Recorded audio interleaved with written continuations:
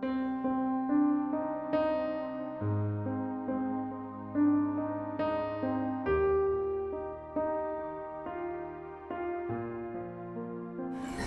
noite a todos. Alegria estarmos juntos mais uma vez para estudar, aprender um pouco mais da Palavra de Deus. Que o Espírito Santo de Deus ilumine a mim e a vocês também, tá bom? Todos nós sejamos iluminados por Deus para podermos compreender mais a sua palavra. Tá? Eu achei interessante, estive ontem na casa do irmão Flores. Foi muito bom, gostei muito. E na saída ele falou uma coisa muito interessante. Em resumo seria, tudo que nós pudermos fazer para falar de Jesus e o que Ele faz por nós não devemos poupar tempo. Nós devemos falar, porque nós vivemos um tempo muito especial. Vocês concordam? Acho que todos concordam, né? Um tempo muito especial que nós precisamos realmente conhecer a Palavra de Deus mais e mais e vivê-la, colocar em prática em nossa vida para um dia termos a salvação em Cristo Jesus. Então vamos lá. Vocês sabem muito bem que um dia o Criador fez um jardim aqui nessa terra, né? Um jardim, aliás, ele fez um Éden. O Éden estava no jardim ou o jardim era o Éden? Havia um jardim no Éden. Chamei? Então você pode ler para nós então? Tá. Olha lá. Ora, o Senhor Deus tinha plantado um jardim no Éden para os lados do leste, e ali colocou o homem que formava. Havia o Éden maior. E da banda do oriente do Éden, Deus colocou ali o quê? O jardim. E ali nesse jardim, Deus colocou o ser humano. Eu imagino que ele podia sair do jardim também, passear um pouquinho lá no Éden, né? Que era a região mais ampla, mais vasta. Tá certo? E existem muitas coisas, na verdade, muitas coisas desse período aqui, desde que o homem foi criado até o momento em que o pecado entrou na terra, nós não sabemos. Em termos de tempo, contagem do tempo, alguns autores até dizem que o tempo passou a ser contado assim que o pecado surgiu na terra. Então, assim que o casal foi expulso do jardim, então, a partir dali o tempo passou a ser contado. Tá? Então aí o tempo, logicamente, nós vamos viver a eternidade. Então, nessa brecha, no período do pecado, é que nós temos a noção do tempo, dia e etc. Alguns comentários dizem assim. Mas, de qualquer maneira, então não sabemos quantos anos viveu Adão antes do pecado. Você sabe? Eu não sei. Não contava tempo, eternidade. Exatamente. Então não temos essa noção do tempo. A partir do pecado é que passou a contagem do tempo, tá bem? Uma coisa que eu achei interessante também é que naquele tempo, assim que iniciou o pecado, o ser humano vivia muitos anos, perto de 1000 anos. Temos registro de Matusalém de 969 anos, o homem que mais tempo aqui viveu.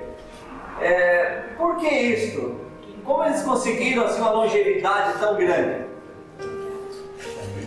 Pode ser por quê? Que fatores contribuíram? Pode ser o efeito recente do pecado na vida deles. Pode ser o estilo de vida alimentício, a alimentação saudável.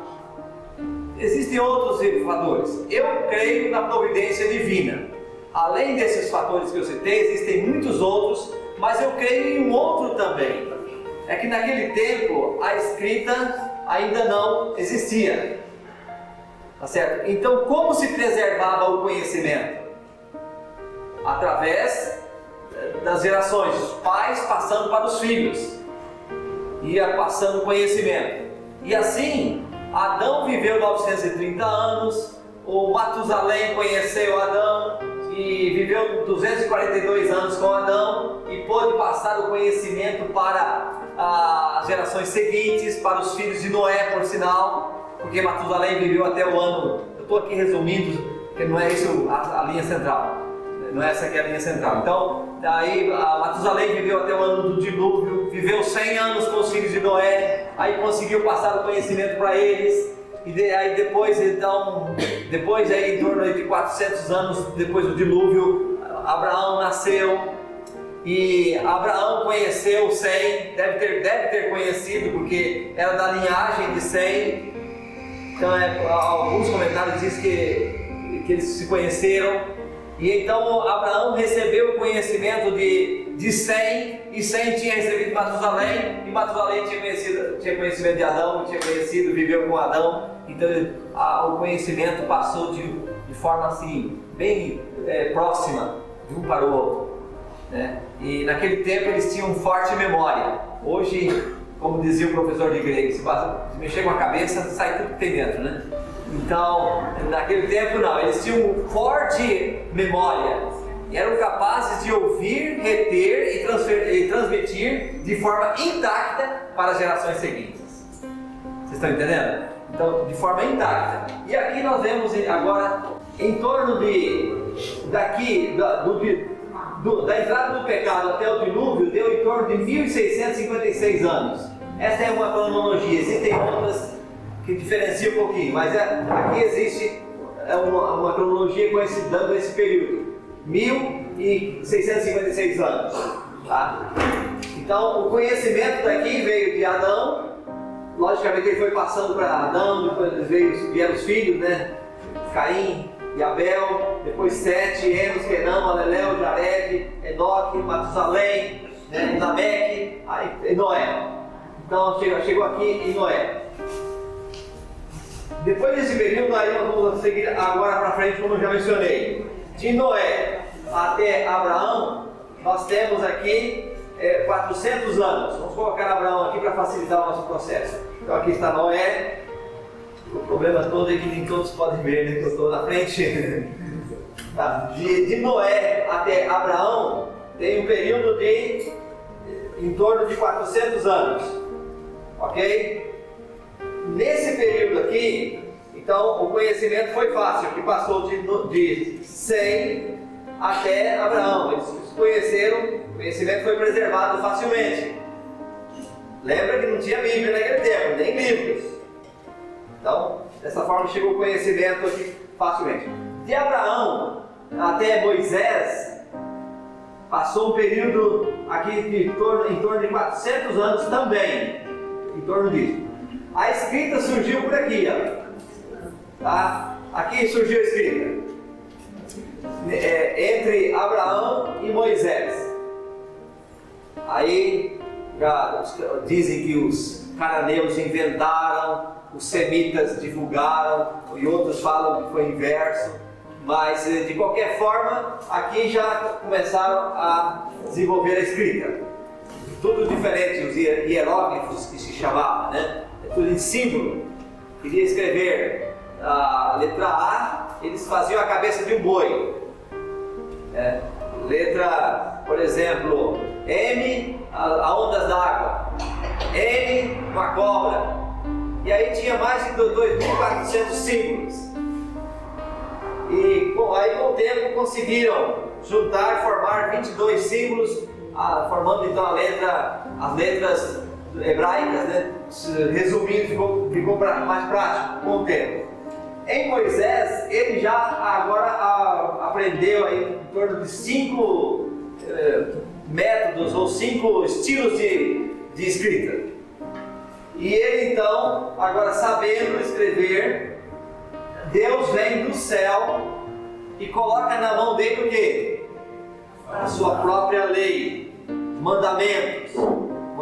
Dizem que Moisés escreveu primeiramente, enquanto estava no deserto de Midian, escreveu o livro de Jó, e então, enquanto estava no deserto, escreveu os demais livros: Gênesis, Êxodo, Levítico, Número, Deuteronômio. Então escreveu o Pentateuco, chamado na teologia o Pentateuco, né? 5 livros, os 5 primeiros livros da Bíblia.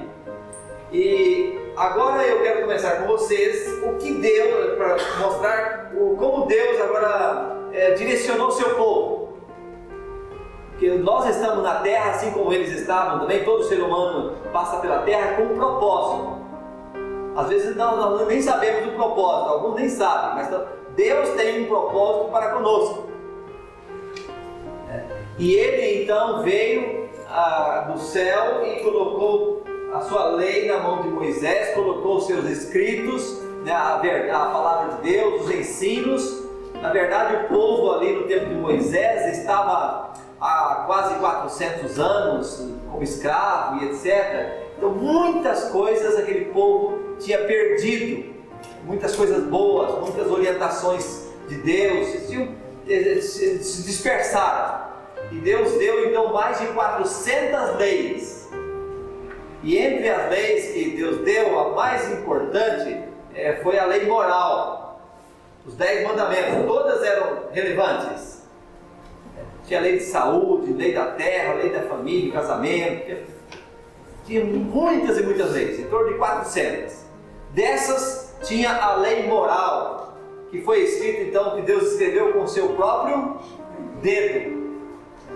E agora eu quero ver, para mostrar, estudar com vocês, o que Deus falou acerca desses ensinos que Ele passou para Moisés e consequentemente para o povo. O que Deus falou sobre esses ensinos? Então vocês poderão anotar aí, quem sabe no caderninho, em alguma parte, depois podem conferir, tá bom? Mas nós vamos ver agora, então, começando com o que está escrito em Deuteronômio. Deuteronômio capítulo 4. É o 5º livro da Bíblia, tá? No início. Vamos lá. Quem tiver um pouco de dificuldade pode contar com os amigos aí para ajudar. Temos vários colaboradores aí. E nós podemos ver então Deuteronômio capítulo 4 e o verso 2. Acharam? Ok. Capítulo 4 de Deuteronômio, verso 2. Vamos juntos? Vamos lá, vamos comigo. Acho que fica bem, né? Todos lendo? Fica maravilhoso, fica bom, né? Então vamos lá. Olha aí. Nada acrescentareis à palavra que vos mando, nem diminuireis dela, para que guardeis os mandamentos do Senhor vosso Deus, que eu vos mando. Exatamente esta foi a orientação de Deus através de Moisés. Não acrescentar nada do que está escrito e nem diminuir nada. Esta foi a orientação divina. Mas vem uma pergunta: quais seriam as consequências se as orientações fossem desconsideradas? Haveria consequência? Nós vamos ver aqui. E estas palavras que nós lemos agora, elas estão repetidas 2 vezes no Novo Testamento. Aonde? No início do Novo Testamento e no fim do Novo Testamento. Elas estão repetidas. Vocês vão encontrar em Mateus capítulo 5. Vamos ver onde elas estão repetidas primeiro? Mateus 5. Depois eu volto nessa sequência aqui, tá bom? Nessa sequência, só para ver como elas foram repetidas lá na frente. Porque se não tivessem sido repetidas, eram importantes. Estão repetidas, mais importante ainda. Vocês estão entendendo? A ênfase foi aí bem forte nessas palavras que nós lemos agora. Mateus 5 e o verso 19.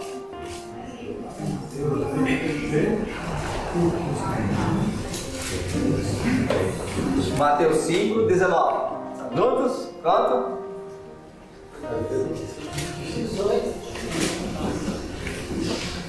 O senhor não quer pedir para o voluntário ler? Também tem opção, mas todo mundo lendo pode ser também? Pode. Aí vai mudando um pouquinho, né? Então vamos lá. A minha esposa sugeriu que lêssemos o verso 18. Vamos ler o 18 também? Vamos aqui, 18 e 19. Vamos lá. Porque em verdade vos digo, até que o céu e a terra passem, nem um i ou um tio jamais passará da lei, até que tudo se cumpra. Aquele, pois, que violar um desses mandamentos, posto que dos menores, e assim ensinarem aos homens, será considerado mínimo no reino dos céus. Aquele, porém, que os observar e ensinar, esse será considerado grande no reino dos céus. Em outras palavras, seria o quê? Não deve aumentar e nem diminuir. Mas Jesus disse isso ou não disse? Está claro? Não aumentar, não acrescentar e não diminuir. Quando você vai lá para o livro do Apocalipse, lá nas últimas palavras do entardecer da Bíblia, vem repetindo novamente esta expressão, né? Esse texto vem sendo repetido. Apocalipse 22 e o verso 19. O último capítulo da Bíblia. É o último do último. Lá, o último capítulo da Bíblia. 19. Pode ser? Ok? Todos acharam?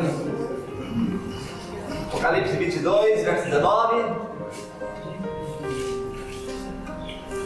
Já podemos ler? Então vamos lá. E se alguém tirar qualquer coisa das palavras do livro desta profecia, Deus tirará a sua parte da árvore da vida, da cidade santa e das coisas que se acham escritas nesse livro. Acho que está bem dado o recado aqui, não está? Deus deixou bem claro o recado. Não é possível acrescentar nem diminuir nada do que está na palavra de Deus. Então, esse texto lá de Deuteronômio, vocês podem perceber que nós estamos fazendo um passeio na Bíblia? Perceberam? É isso, nós temos que passear alegremente, em nome de Jesus, passear dentro da palavra de Deus, para conhecer e fazer com que ela venha a brotar, a crescer em nosso coração. Tá certo? Então veja só, aqui não terminou o ponto. Nós vimos em Deuteronômio capítulo 4, agora nós vamos para Deuteronômio capítulo 30.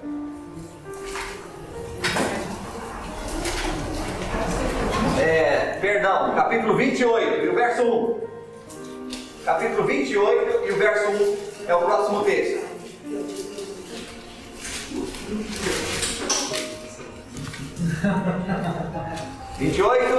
Verso 1.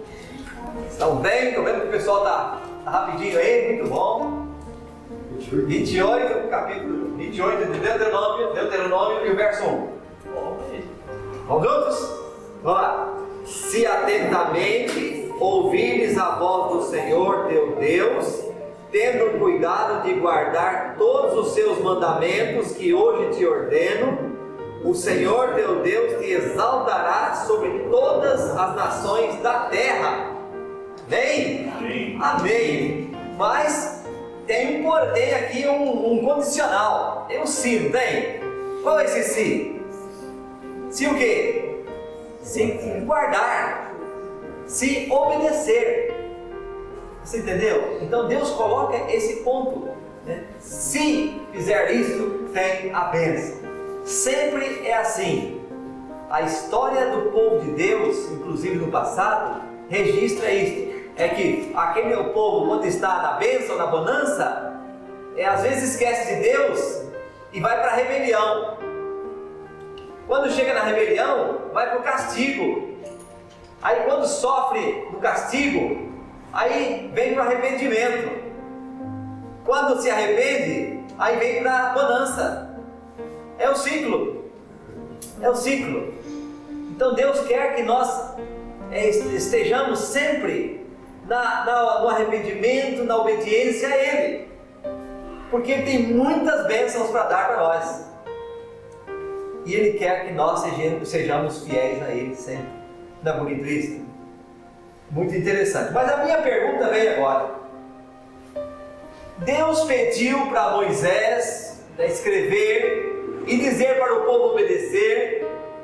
E aí Moisés chegou um momento que o povo morreu. correu. Será que Josué recebeu o mesmo recado? O que vocês acham? Ou Deus mudou o recado? Deus de tempo em tempo vai mudando o que Ele pensa acerca da verdade, do conhecimento, da vida, de tudo, Ele vai mudando? Ele é o mesmo ontem, hoje. Isso é bom, a gente estar sempre pontuando. Sempre o mesmo. Então vamos ver, Josué, capítulo 1, verso 8. Se tiver a mesma tradução, aí pode ler, porque às vezes muda uma palavra ou outra, né, em algumas traduções. Vamos lá, olha o que ele diz. Fale sempre do que está escrito no livro da lei. Estude esse livro dia e noite e se esforce para viver de acordo com tudo que está escrito nele. Se fizer isso, tudo lhe correrá bem e você terá sucesso. Não cesse, fale tudo que está nesse livro. Vocês viram como Deus disse? Porque se você ler todo o verso até chegar no 8, ali vai dizendo, Deus falando: ô Josué, o meu servo Moisés, ele já morreu. A vez dele passou, agora é a sua vez. Vá em frente, ser forte, ser corajoso, né? Não temas e fale tudo que está nesse livro da lei. Não cesse de falar. Se Deus fosse falar para você hoje, Ele não falaria a mesma coisa? Ele tem falado para nós também, a nós não cessar de falar e viver esse livro da lei. Queridos, vocês me dão assim permissão, eu vou falar uma coisa no meu coração. Sabe, nós estamos a desejar com Deus. Ele tem misericórdia de nós. Mas só que a gente também não pode andar marcando bobeira, não. Eu até vou contar uma ilustraçãozinha simples, mas eu vou contar. Diz que tinha um bandidinho que roubava laranja por aí fora. E o danado, um dia, resolveu entrar no pomar e pegar frutas à vontade. E então, em uma árvore que estava bem carregada, tinha uma placa dizendo: cuidado, cão bravo. E ele disse assim: deixa vir cachorro pra cá, essa conversa, esse povo coloca só para eu não pegar essas laranjas bonitas desse pé. É ruim de eu não pegar. E foi lá, subiu, aí subiu para pegar a laranja. E quando ele menos esperava, mas veio um baita cachorrão, mas veio com tudo. Aí ele lá em cima agora ficou tremendo de medo. E lá em cima ele encontrou uma plaquinha dizendo: eu te avisei lá embaixo. Eu te avisei lá embaixo. Ou seja, veio porque quis. E assim, queridos, nós temos muitos anúncios dentro da Bíblia, né? No mundo mesmo aí, por todo lado, vemos anúncios, Deus dizendo e Deus avisando: vai, cuidado, né? Prepare, venha comigo para você ser protegido, venha, siga meus caminhos com vontade, com dedicação. E muitas vezes nós fazemos o quê? Não, isso aqui aconteceu lá no passado, aconteceu também, guerra aconteceu para lá, pandemia também já aconteceu, então o mundo é um ciclo, essas coisas ruins vêm e vão, né? Mas espera aí, e Deus avisando: olha, eu estou te avisando. Aí daqui a pouco a porta da graça se fecha. E aí Deus vai falar assim: eu te avisei, você estava sabendo, né? Por que você não veio no tempo? Por que você não veio? Então Deus faz esse convite. E aí Deus falou para Josué: Josué, não cesse de falar desse livro da lei, de ensinar o povo. Deus deu essa orientação. E eu pergunto: será que Josué foi temente? O que vocês acham? Ou Josué levou assim por menos? Vamos abrir a Bíblia? Josué 23 e o verso 6. Abre aí. Josué 23 e o verso 6.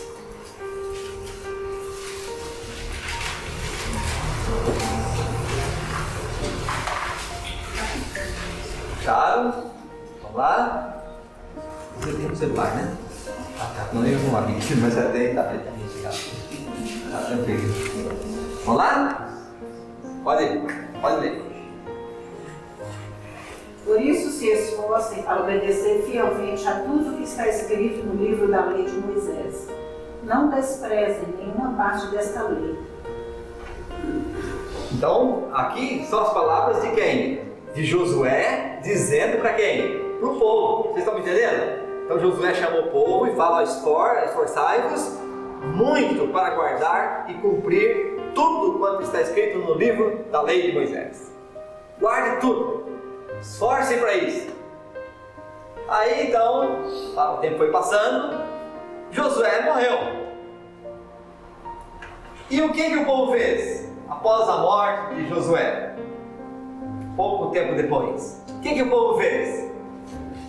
O povo esqueceu o líder, esqueceu das orientações de Deus. Lá no livro de Juízes, mais um pouquinho à frente, já vai descrevendo isto. Juízes é o livro depois então de Josué, já vem Juízes. Juízes 2, 10 e 11. Foi também congregada a seus pais toda aquela geração, e outra geração após eles se levantou, que não conhecia o Senhor, nem tampouco as obras que fizera Israel. Então fizeram os filhos de Israel o que era mal perante o Senhor, pois serviram aos Balaíns. Isto mesmo. Viu, hein? Foi assim ou não foi? Então aquela geração esqueceu de Deus. Esqueceu de Deus. E o tempo foi passando. Foi passando. Aí você vai percebendo que o povo se tornando rebelde, cada vez mais rebelde. A tal ponto que no tempo de Neemias capítulo 9, desceste sobre o monte Sinai, do céu falaste com eles e lhes deste juízos retos, leis verdadeiras, estatutos e mandamentos bons. Verso 16 agora. Porém, eles, nossos pais, se houveram soberbamente e endureceram a sua cerviz e não deram ouvidos aos teus mandamentos. O povo se esqueceu de Deus. E agora, qual foi então a punição? Ou não tem consequência para aqueles que distanciam o Senhor, se rebelam contra Deus? Não tem consequência? Tem consequência. E qual foi a consequência do povo de Israel, que veio para o povo de Israel? Qual foi a consequência? Eles foram levados como escravos por 70 anos para a Babilônia. Hoje Babilônia está em torno de 85 quilômetros de Bagdá, no Iraque. As ruínas de Babilônia estão lá ainda. E para lá o povo de Israel foi levado, saiu de Jerusalém, mais de 1000 quilômetros, e foi levado para lá, para uma nação rebelde, e lá sofreram terrivelmente. E qual foi a razão? Qual foi a razão? Desobediência a quem? A Deus. E agora então o tempo vai passando, eles voltaram para Jerusalém, depois de 70 anos eles voltaram, Deus permitiu que eles voltassem. E aí eu vou terminar aqui resumidamente, o Antigo Testamento. Quando encerra o Antigo Testamento, quais são as últimas palavras de Malaquias? Já encerrando o Antigo Testamento, Malaquias 4:4. Vamos aqui em Malaquias 4:4. Malaquias é o último livro do Antigo Testamento, já próximo de Mateus. Lembrai-vos da lei de Moisés, meu servo, a qual lhes prescrevi em Horebe para todo Israel, a saber, estatutos e juízos. Então, queridos amigos, meus irmãos, quem está falando aí? Malaquias? Qual é o recado de Malaquias? Qual é o recado de Malaquias? Lembrar do mandamento. Lembra de quê? A lei dada a Moisés. Lembra da lei dada. E agora Malaquias dá esse recado e passa aí um período de cerca de 400 anos sem profeta na terra, até chegar Jesus Cristo. João Batista, chegou Jesus Cristo. Aí vem o Novo Testamento. E o que Jesus agora faz, ao ele estar aqui na terra, com a lei de Deus? Ele joga no lixo? Ele joga no lixo? Qual é o procedimento de Cristo para com a lei de Deus? Você quer ver? Vamos lá. Lucas capítulo 24 e o verso 27. É o terceiro livro do Novo Testamento agora. Vamos juntos. E começando por Moisés, discorrendo por todos os profetas, expunha-lhes o que a seu respeito constava em toda o que? Escritura. Exatamente isso que Jesus fez. Ele começou a explicar a Bíblia por onde? Começou por Moisés. Quais são os livros de Moisés? Gênesis, Êxodo, Levítico, Número, Deuteronômio. São 5 livros. Então Jesus começou por esses livros. Depois ele passou pelos profetas. Todos os profetas, profetas maiores, profetas menores. Tem 12 menores que escreveram bem pouquinha coisa. A Bíblia tem lá os profetas menores, né? Desde Oséias até Malaquias, todos são profetas menores. Jesus começou por ali, passou pelos salmos, pelos livros poéticos, que tem também os livros poéticos, Jó. Quais são os livros poéticos da Bíblia? Jó, o que mais? Salmos, Provérbios, Eclesiastes, Cantares. E aí Jesus passou por eles, explicando tudo o que continha na palavra de Deus. Agora, se Jesus fez isso, nós vamos agora jogar o Novo Testamento por terra? Qual a parte da Bíblia que eu posso jogar fora? Tudo na Bíblia tem valor permanente, você concorda? Tudo tem valor permanente. Só tem um detalhe agora. Jesus então usou esse método para explicar a palavra de Deus. E ele enfrentou Satanás com que arma? A Bíblia. E nós não precisamos da palavra do Senhor? Agora, tem maneiras e maneiras de compreender a Bíblia. Alguns pegam para estudar a Bíblia e vocês já viram aquele sistema que alguns fazem, né? Coloca assim, vamos ver o que Deus tem para mim? E põe assim, já viu fazer isso? Aí uma pessoa fez assim, aí quando pôs o dedo, foi ler, vamos ver o que Deus tem para mim. Judas foi e se enforcou. Ih, não, esse texto não é para mim não, vou abrir outro.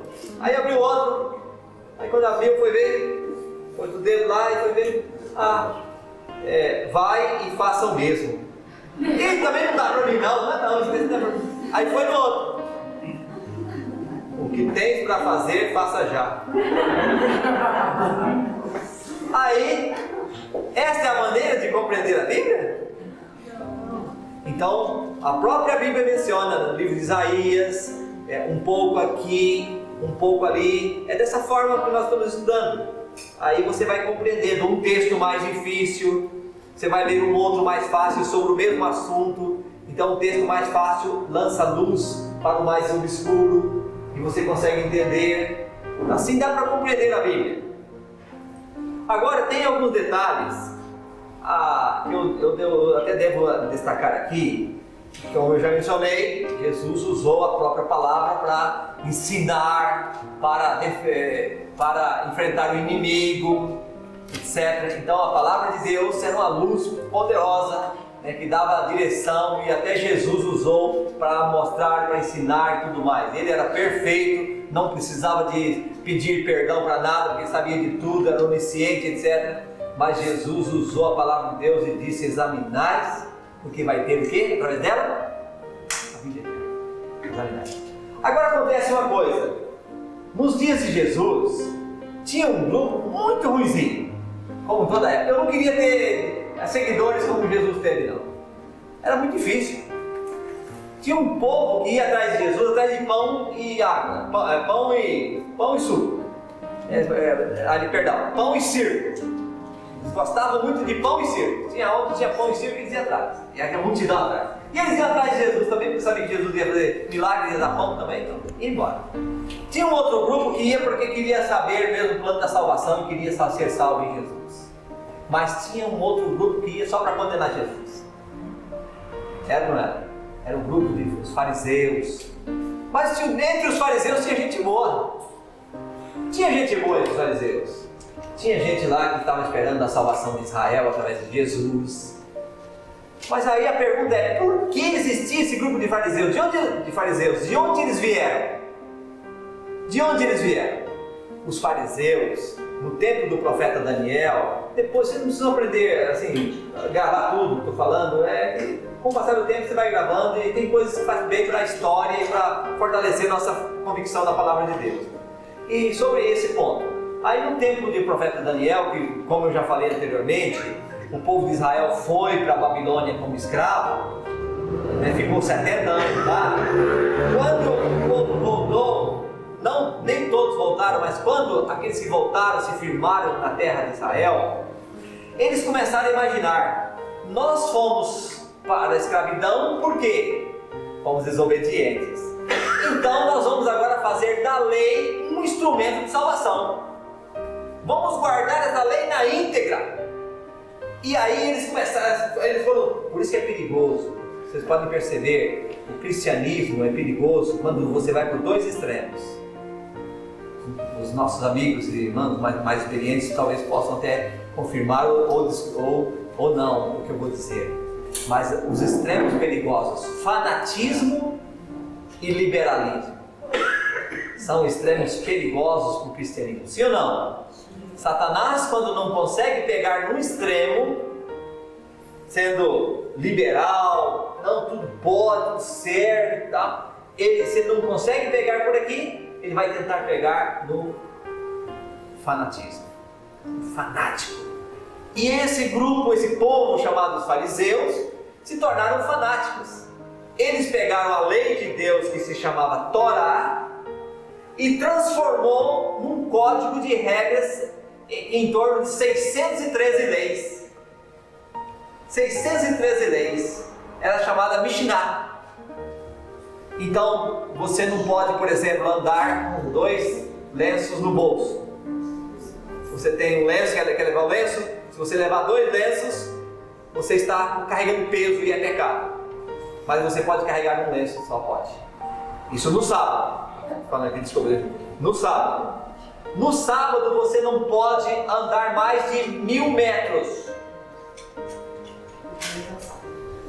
Porque aí é pecado. Mas se você precisa andar mais de 1000 metros, o que você pode fazer? Aí você pode parar na casa de alguém, de uma pessoa, descansa um tempinho lá, você anda 900 metros, para lá um pouco, aí depois você pode andar mais 900, aí para mais um pouquinho, pode andar mais 900, que daí não é pecado. Agora se tocar direto aí é pecado. São regras assim absurdas. Se você comer sem lavar as mãos, é um pecado. Mas, por outro lado, se você tem um parente idoso, naquela época, né, se você tinha um parente já idoso, que precisava de auxílio, de ajuda, você poderia ir até o templo e falar com o sacerdote e dizer assim: Corban. Corban. O que é Corban? Oferta para o Senhor. Aí você podia deixar a pessoa morrer a língua lá. Já deu a oferta. Coisas absurdas. Jesus veio para fazer o quê? Tirar a lei do fanatismo e colocar no centro e torná-la gloriosa, meu irmão. Você está me entendendo? Tornar a lei gloriosa. Aí, mediante isto, olha o problema sério que Jesus enfrentou lá naqueles dias. Está em São João 5, 45 a 47. Vamos comigo. Não penseis que eu vos acusarei perante o Pai. Quem vos acusa é Moisés, em quem tendes firmado a vossa confiança. Porque, vamos lá, porque se de fato cresceis em Moisés, também creríeis em mim, porquanto ele escreveu a meu respeito. Se porém não credes nos seus escritos, como crereis em minhas palavras? E agora, meus irmãos, o que Jesus quis dizer aqui em outras palavras?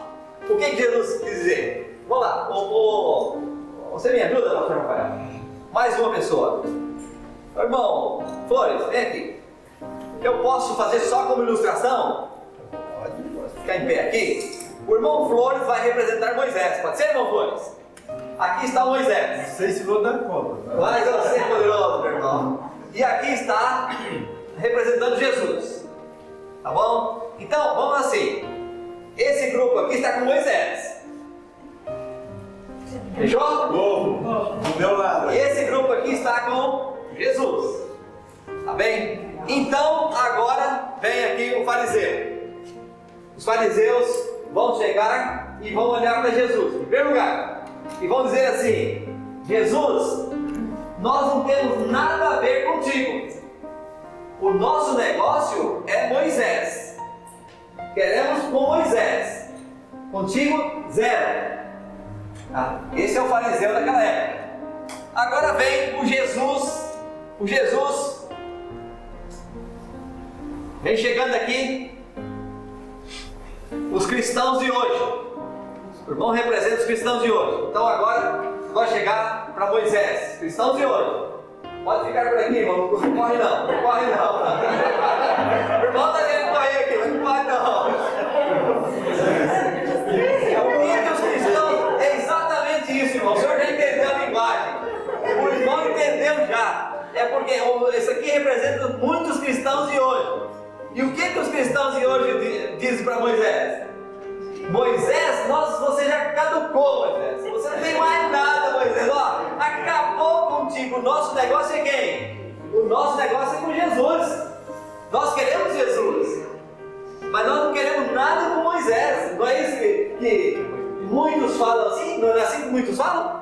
Sim. Agora vem um outro grupo. Agora nós chegamos aqui, com todo respeito, a Igreja Adventista do Sétimo Dia tem essa compreensão. Tem outros por aqui tem também, mas vamos citar aqui um ponto. E Jesus agora, o que Jesus falou? O que Jesus falou para os fariseus? Para mim, vamos agora. Você sendo representando Jesus e falando comigo. O que você ia falar? Que eu sou agora um fariseu. E tá o irmão, vamos colocar o irmão também. Vamos pôr o cristão de hoje. Vem cá, não vou apanhar sozinho. O que Jesus falou? Se vocês não crerem em Moisés, vem cá, Moisés, vocês não crerem nele, vocês não vão crer em mim, porque ele escreveu a meu respeito. Foi assim ou não foi que Jesus falou? Então eu pergunto, Jesus anulou Moisés? De modo algum valorizou, porque você quer chegar no céu, quer me conhecer? Conheça o que ele escreveu. Vai através dele. Vocês estão me entendendo aqui? Foi assim ou não foi que Jesus falou? Exatamente isso. Então Jesus não desprezou nada da Bíblia. Os ensinos de Moisés, na verdade, foram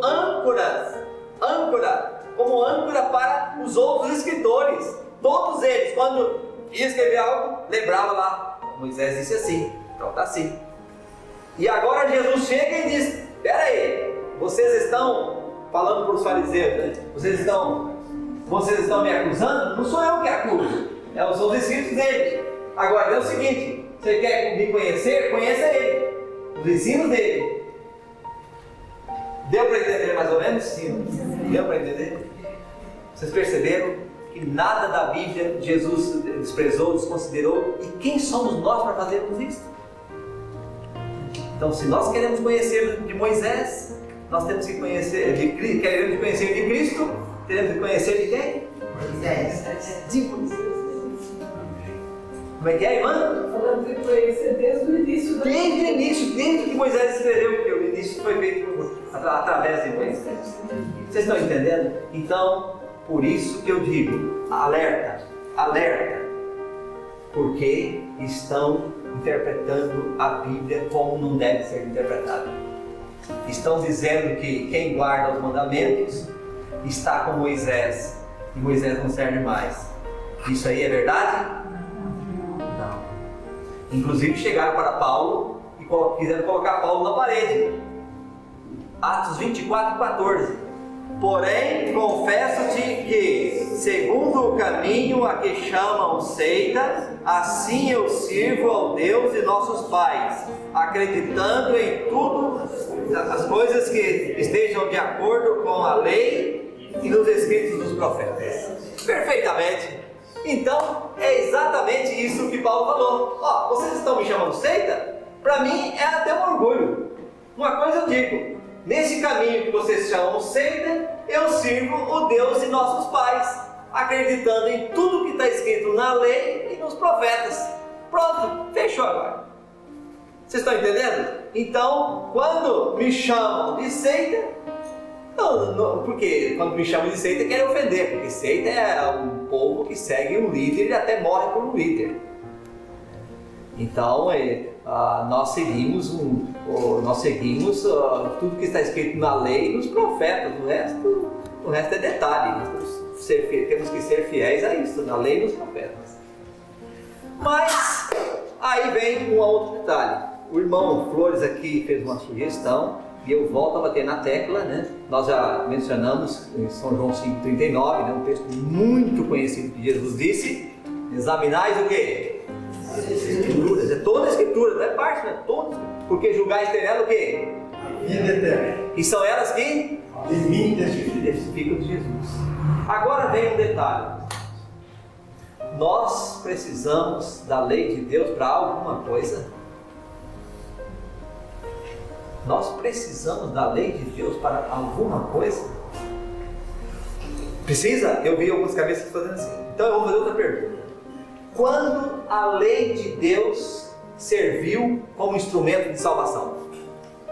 Quando? Nunca. Nunca. Então qual é o caminho da salvação que a Bíblia nos indica?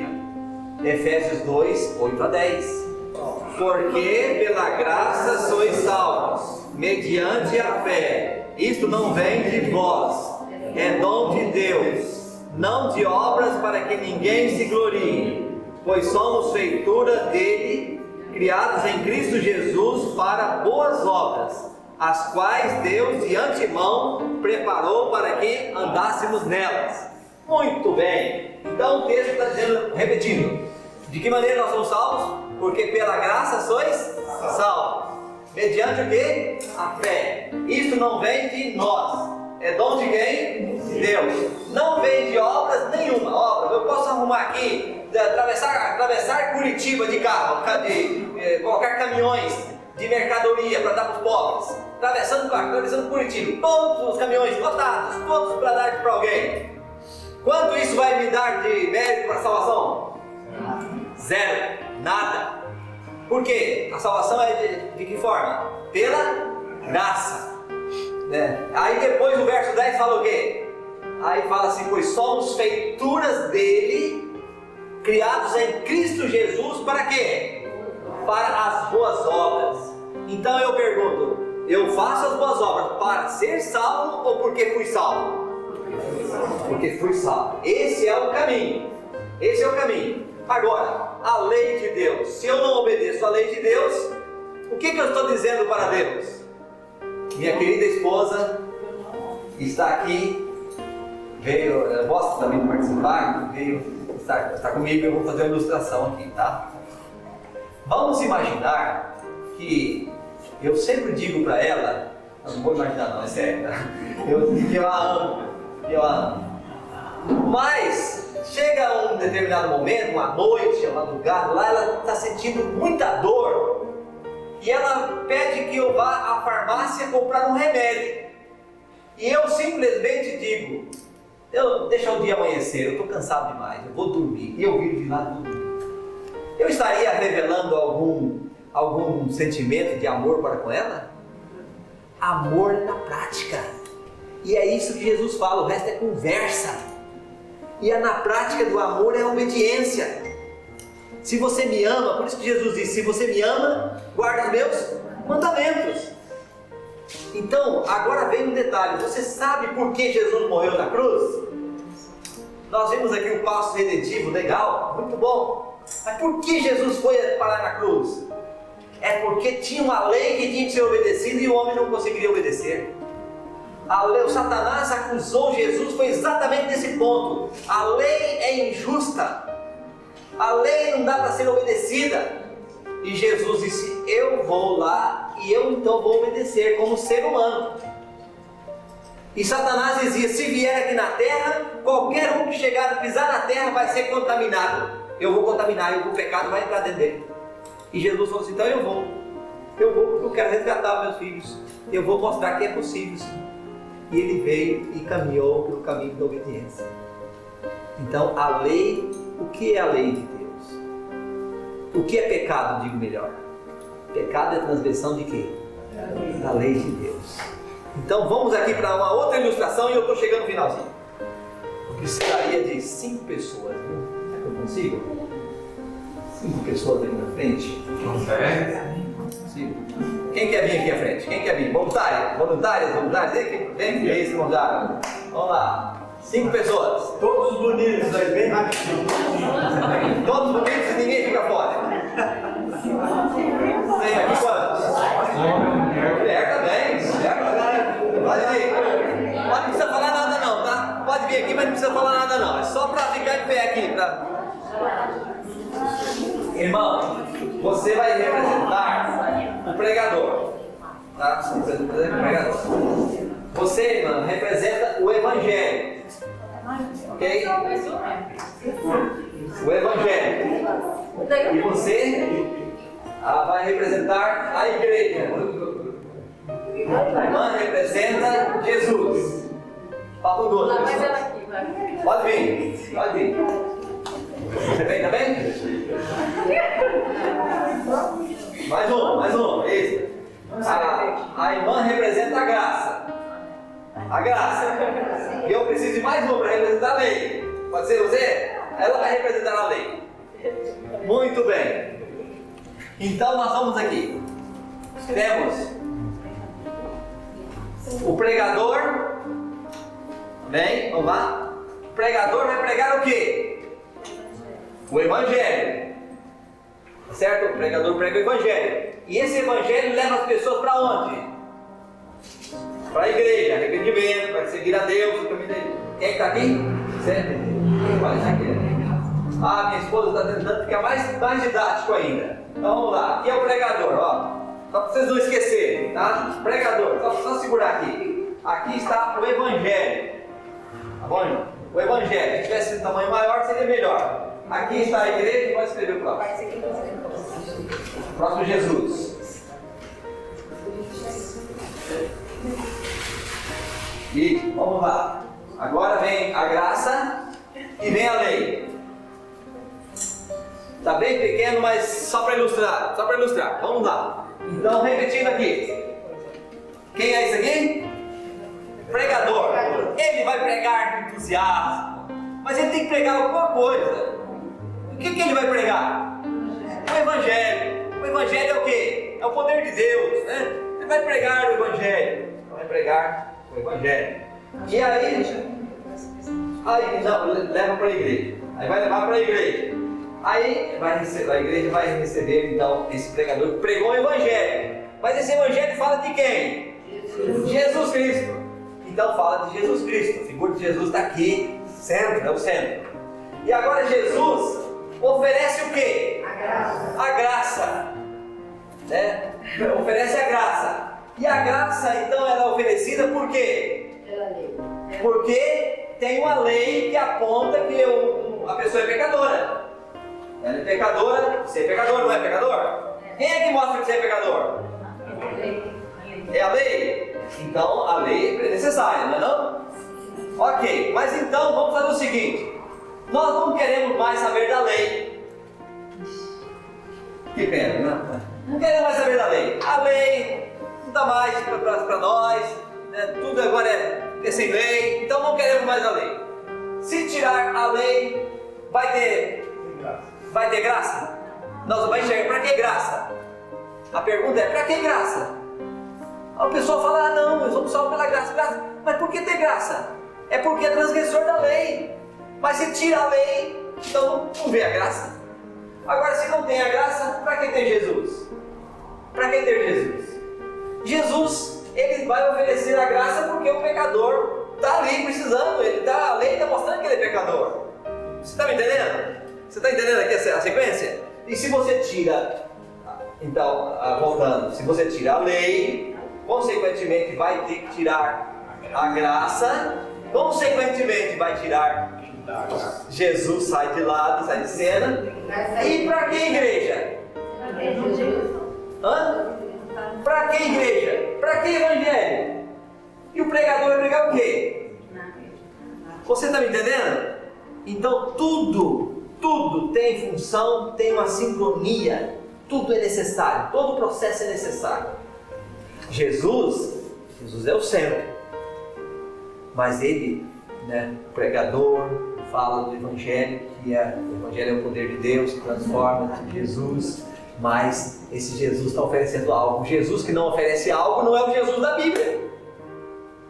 Vocês concordam? Não é o Jesus da Bíblia. Por isso, precisamos então da graça, porque existe uma lei que mostra que eu sou pecador. Vamos lá, querido irmão Flores, me ajude aí. Talvez alguém gostaria de saber, professor, o que é graça? Boa pergunta. Pode sentar, obrigado. O que é a graça de Deus? A graça de Deus é um dom imerecido. É algo que nós não merecemos. Então eu pergunto para vocês que conhecem a história da escravidão do Egito, a libertação do Egito. Primeiro Deus deu a lei para aquele povo, ou Deus primeiro deu a graça? Pensa comigo, tem casca de banana aí. Primeiro Deus foi lá no Egito, tirou o povo do Egito, mostrou o caminho, foi com o povo até o Monte Sinai, e lá no monte, aí sim, o povo já estava com Deus, e Deus falou: meus filhos, agora que eu libertei vocês, eu quero mostrar o caminho correto da obediência. Foi assim ou não foi? Então, meu querido, nesta hora, vem a pergunta: o que nós vamos fazer com a grande verdade da palavra do Senhor que está em nossas mãos? O que nós vamos fazer? Existe uma multidão desconsiderando a lei, o caminho do Senhor, os passos aqui, a igreja, esse assunto de fé. Eu inclusive aliás, faleceu um tio meu, ele sempre dizia assim: o negócio meu de religião é olhar de fora. E aí eu não entendia muito disso, até que eu fiz um mestrado numa universidade, aí até se dizia cristã também, mas tinha ligação com o governo, o MEC, e os professores focavam nisso, olhar a religião de fora. E muitos estão nesse caminho, olhar a religião de fora, estudar a ciência da religião, mas olhar para dentro da Bíblia, para ver o querer de Deus para nós, buscar a transformação de vida. Esta é a essência de todas as coisas. Isto é a essência de todas as coisas. É ou não é? Está entendendo? Então, aqui nós vamos já na parte conclusiva. Você pode então encontrar grupos ficando do lado da lei de Deus, da Bíblia Sagrada, e grupos ficando fora desse caminho. Então, como harmonizar tudo isso?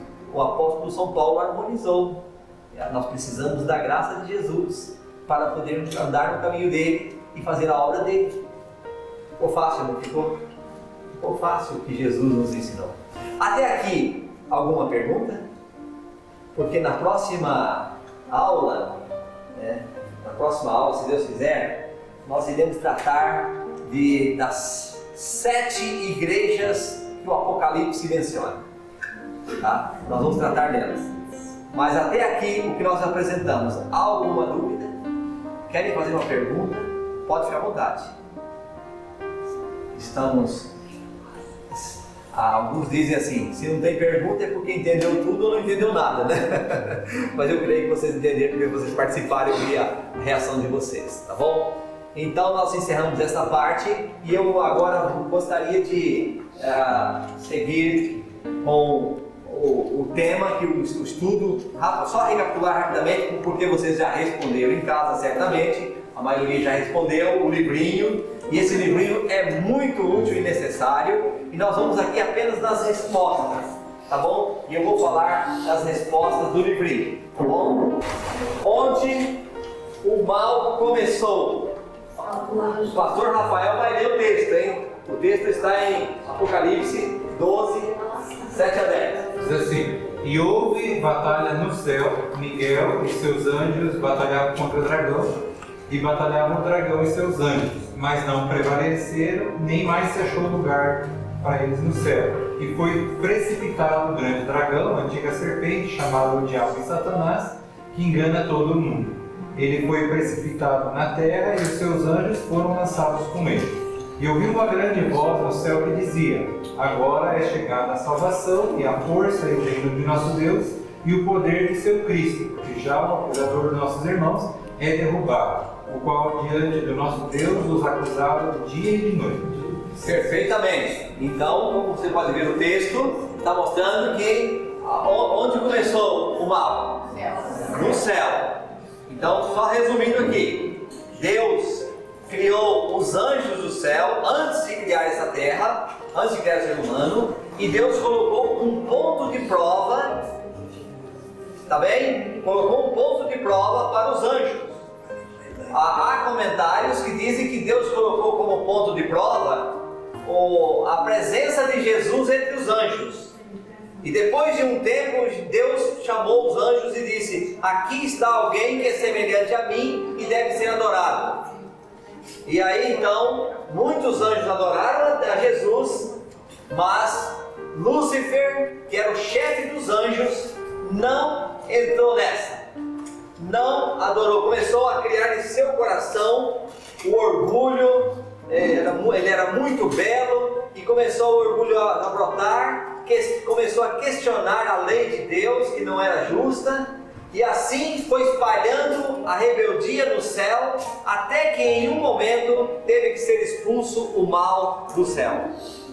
E aí Satanás foi expulso com seus anjos, que se tornaram demônios e vieram para essa terra. Aí então, aqui está um ponto importante, porque lá no céu ninguém, nem anjos vão ficar lá sem o interesse deles. Deus colocou no coração de cada um o livre-arbítrio, liberdade de escolha. Assim como fez com os anjos, também aqui na terra Deus fez com quem? Com o ser humano. Aí o ser humano também, Deus colocou um ponto de prova. Qual foi o ponto de prova? A árvore do conhecimento do bem e do mal. E o ser humano caiu também por decisão própria. E Jesus veio resgatar, veio salvar. Então, a resposta certa está aí já marcada, né, no céu. Seguinte pergunta: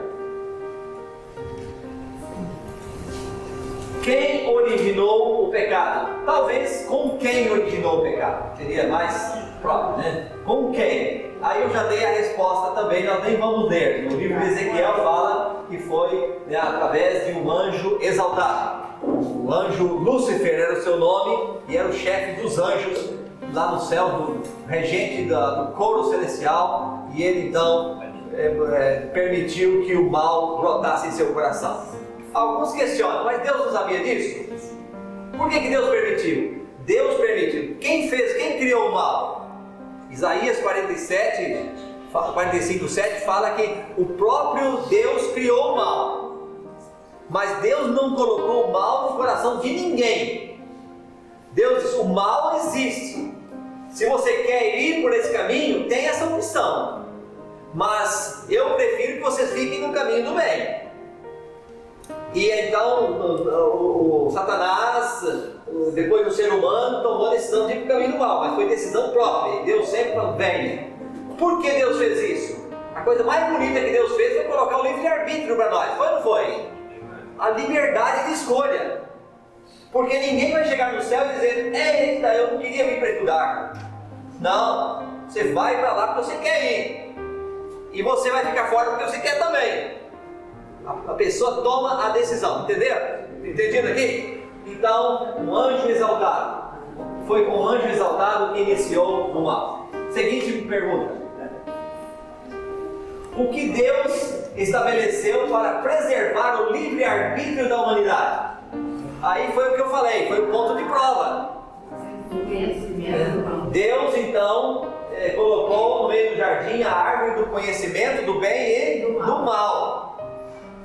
Mas Deus sempre dizia: é só aqui que vocês podem cair, então não venha, não coma dessa árvore. Deus avisou. porque Deus dá o livre-arbítrio para as pessoas escolherem. Deus não quer robô, Deus não tem robô no lugar. Deus não quer robô, Deus quer ser humano pensante, tome a decisão. Então por isso Ele colocou um ponto de prova foi a água. Próxima pergunta. Qual foi a essência do primeiro pecado? Qual foi a essência do primeiro pecado?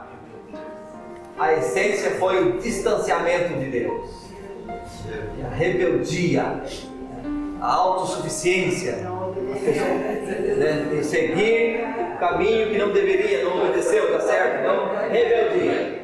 Próxima pergunta. O que é pecado? A Bíblia dá duas respostas para pecado. O que é pecado? Uma resposta está ali. O que diz, pastor Rafael? Qualquer que comete pecado também comete iniquidade, porque o pecado é iniquidade. Outra tradução diz, transgride a lei. Qualquer que comete pecado transgride a lei, porque pecado é transgressão da lei. Então o pecado é transgressão da lei, sim ou não? Sim, mas é mais do que isso. Pecado é uma atitude do coração. Jesus fala que qualquer que olhe para uma pessoa do sexo oposto com intenção, com certas intenções, está pecando. E existem outros textos então que mostram que o pecado é algo que está já na natureza, corre na corrente sanguínea do ser humano. Então, mas aqui nós vamos colocar a primeira resposta. Pecado é transgressão da lei. Pecado pode ser um afastamento de Deus, né? E aí afastar de Deus e transgredir a lei também, né? Então aqui está a resposta. Tem mais outras questões? Tem mais uma ou não terminou? Tem mais uma, né? Agora vamos lá. Qual é a consequência final do pecado e qual é a resposta de Deus para o mal?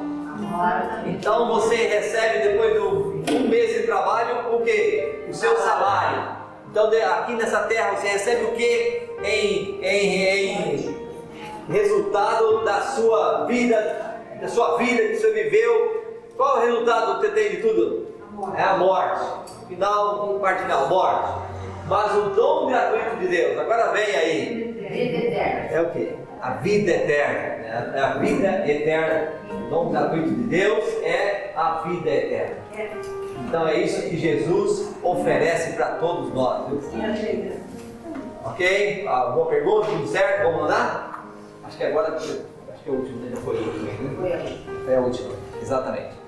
Muito bem. Então, Deus abençoe a cada um de nós. Que sigamos e prossigamos a cada dia cumprindo o querer de Deus em nossa vida, na sua vida também. Deus abençoe a todos. Muito obrigado.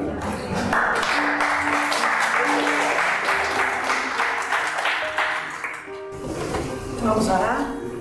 Nosso Deus querido, nosso Pai amado, obrigado por ter estado conosco aqui ao estudarmos a Tua Palavra. Obrigado pela esperança da vida eterna que temos. Mesmo diante da realidade triste da morte, podemos ter esperança e alegria e conforto diante das dificuldades, diante de um ente querido que se foi. Temos esse consolo e essa esperança de um dia revê-los novamente. Amém. Coloque em nós amor pela Tua Palavra e o desejo de sempre colocá-la em prática em nossas vidas. Abençoe cada um que veio aqui nesta noite. Mas eu te peço, te agradeço em nome de Jesus. Amém. Amém. Amém. Deus abençoe a todos.